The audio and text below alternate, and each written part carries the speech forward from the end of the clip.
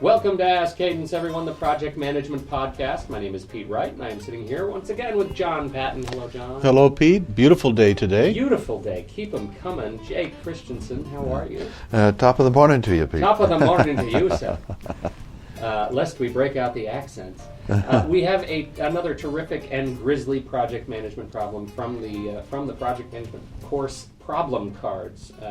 This one I think is interesting, even though I don't quite understand it. So Jay, I'm going to count on you to put some perspective to it and tell us what we're reading here. As the card says, managing high needs customer expectations and balancing customer priorities. Use resources from project, creates additional work, and puts deadlines at risk. Mm-hmm.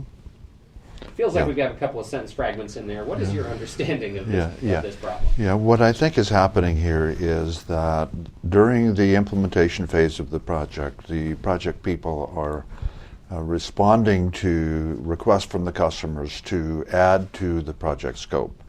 And what I believe is happening here. And this addition to scope causes more work and resource limitations or resource unavailabilities during the implementation phase of the project. So, a couple of opportunities, assuming that that's what the person meant.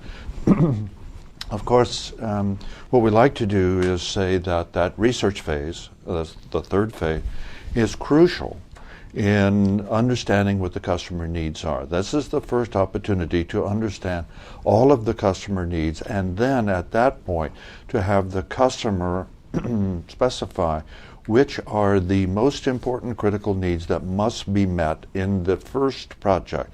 There may be multiple projects, or there may be just one project, but the point of it is we need to understand from the customer's viewpoint what do they have to have out of this project so that we can roll that scope, that first initial customer-defined scope, into the research of the project, into the business case of the project.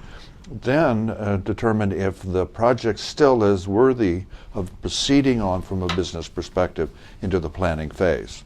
Now, assuming that has not happened, which is typical the case, the next point to catch this particular problem is at the end of the project profile. Profile is comprised of the introduction, or the business purpose behind the project, the objective, and scope, deliverables, measures, and exclusions in scope. So what we want to do at the end of the profile development is get back in front of the customer or the sponsor or who is representing the customer and confirm that the scope has been properly identified by the team. At that point, we communicate to the customer that from this juncture forward, once that we approve the scope here in the project profile, further additions to scope will be processed as changes, and then we will process a change request to determine the impact of additional changes on scope in terms of cost, schedule, and performance.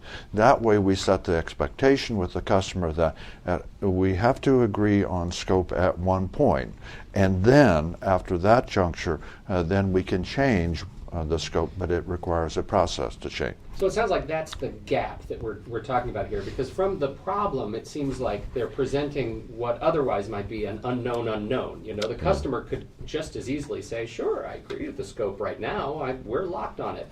But tomorrow, they may have new things to say about it. They may have new additions to it. Yeah. And so what we're saying here to address that is there is a process, there is a channel for addressing changes to scope that must be followed. Yes, and to further amplify what you said, the other thing that we can do is that we might condition the customer to believe that significant changes to scope after the project profile has been approved would then perhaps become exclusions that would become done in a later project, a subsequent project, project 2 or project 3, so that the customer gets their needs met.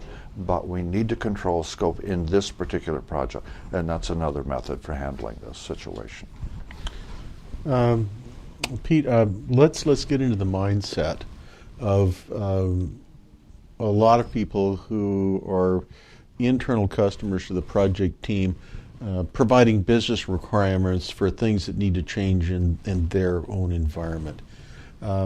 They're high context people.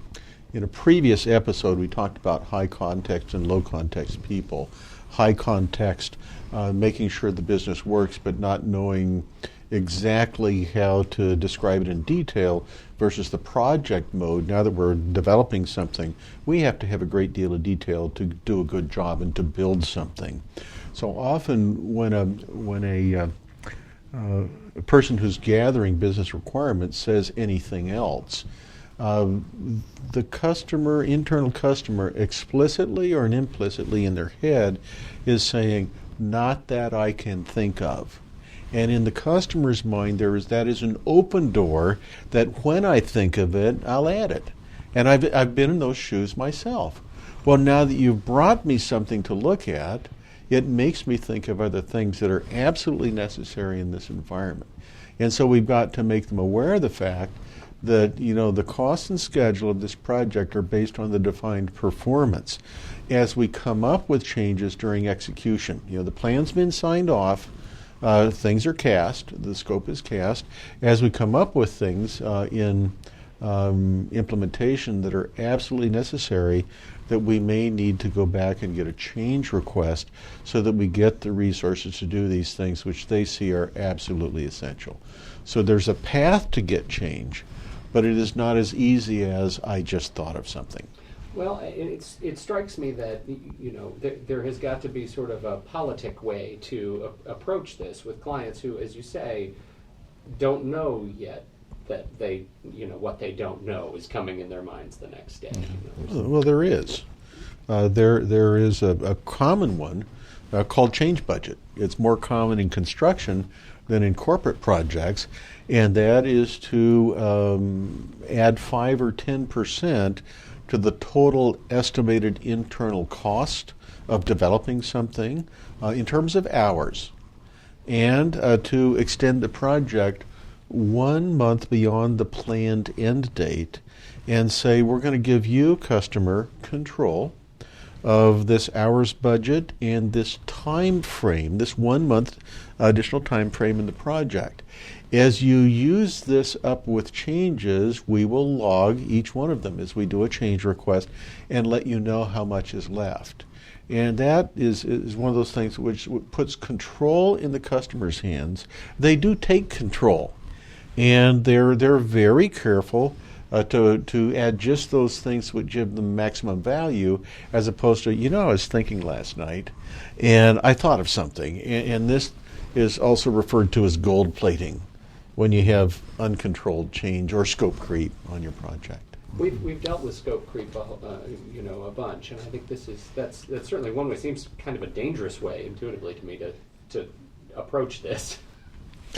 Take control by giving up control with limits. Well, interesting. And the other piece of this is high customer expectations, and a way to manage that is to make certain that the measures, or the criteria for success, are defined in terms of what the customer is looking for, so that we're not surprised at the end of the project of customer expecting one thing, project team expecting to deliver something else.